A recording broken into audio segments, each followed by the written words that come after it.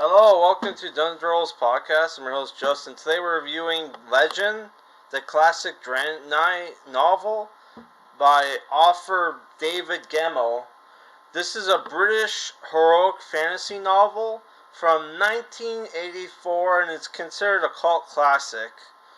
Um, this book was written by a guy, David Gemmell, who found out at age 28 he was dying of cancer. Well, so he had cancer, not dying of cancer, but he had cancer, which he died like 22 years later, or 24 years later. 22 years later, and so like his wife suggested, oh, maybe you should write a novel, right? So a lot of people love this book, and I first tried to read this book, and I didn't like it. I dropped it after like 200 pages, which this book is only 337. That's because in the last stretch of the book, it gets it gets kind of boring, right? So so I kind of wanted to reread it to see, okay, is the book actually good, or did people just like it because the guy was dying of cancer and this was supposed to be his legacy, right? Which this is considered a cult classic. I think he wrote like 16 books, though I think there's only like 5 books in the Draenei, the Draenei series, which the book is about. Uh, the book is about it's basically a mix of Conan meets Lord of the Rings, and it's basically a fantasy version of the Alamo, which is one of my favorite war movies, starring Dennis Quaid. So you would think I would like this book, and I have mixed feelings on it. So the story is about, you have this one of the main characters who the novel is named after, who doesn't show up until 40 pages in.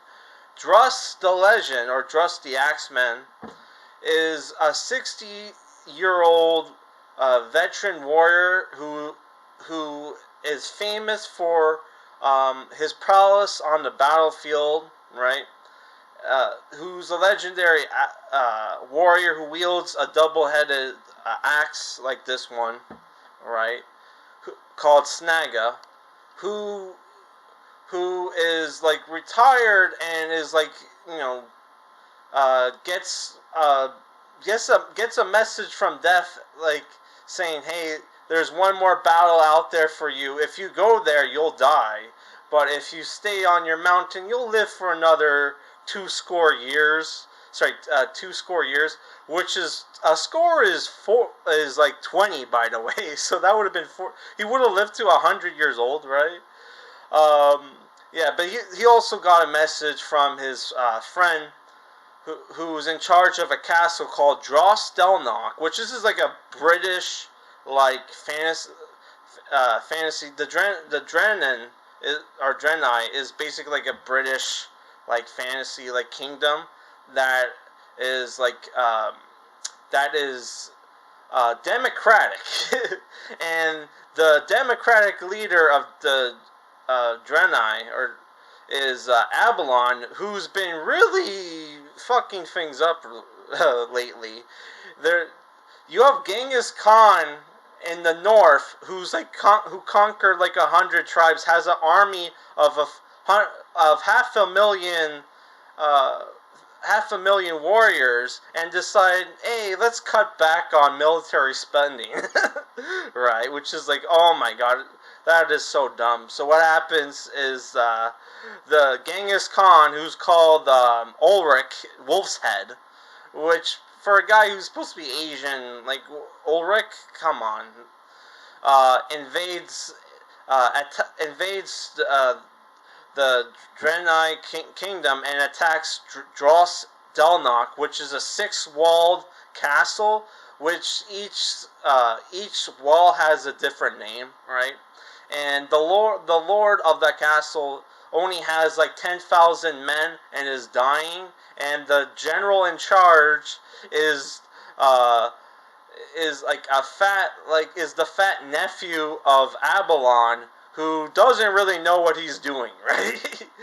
So like the Lord of Dros Elnok sends his daughter uh, to recruit these warrior monks called the 30, which are like psychic warriors who, after seeing like Ferreira, which is the Earl's daughter, and her meeting with this rogue character who's like a coward called Regnak, and them falling in love, decides to join Dros Delnok to defend against the the Nadir Horde, which is that's basically what they call the Mongols in this book, which have a mix of Japanese sounding names and like um, Japanese sounding names, right? And like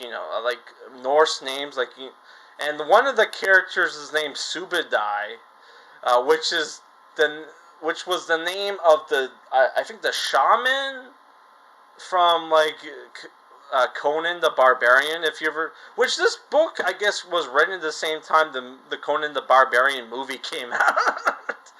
So yeah, you can see a lot of similarities uh, with um, with Conan the Barbarian, right?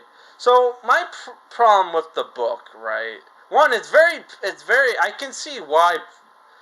Another reason why people could have loved this back in the 80s is that it's very progressive, where our characters are very laid back on like national pride and stuff like that, and like they're like even though the Nadir have threatened to kill everybody in the castle, and like all the soldiers, and like cut the hands off of 1 in 3 men in the. My dog is barking. Sorry about that. In the fortress, if they don't surrender, they still have they still have off for the villain, even though he's several times in the siege, which only happens like 200 pages in the book, right? Tries dirty tricks using magic to defeat our heroes. They still have sympathy. They still have not sympathy. Awe for the character, reverence for the villain, right? Which is so stupid. And there are times where they could have killed him and killed Ulrich and won the war, right? But because of honor, they didn't, right? Which is so dumb. Because like, how many times has the Ulrich have done like dirty tricks? And like one of the, I don't want to spoil stuff, but like yeah,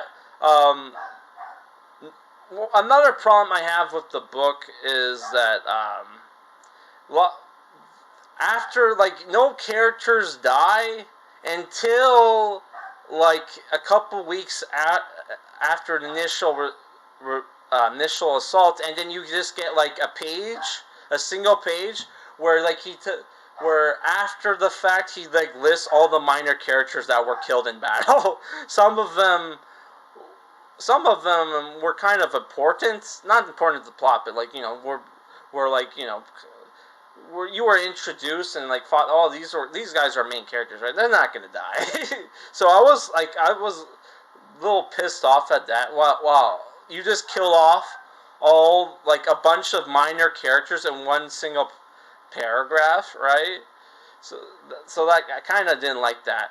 Overall, the book I think is decent, and if you want to read like a castle like siege battle uh, fantasy book with lots of action, it's there, but there are like lulls in the lulls in the action where like it kind of stops, and it just like our characters have like a pity party or whatever.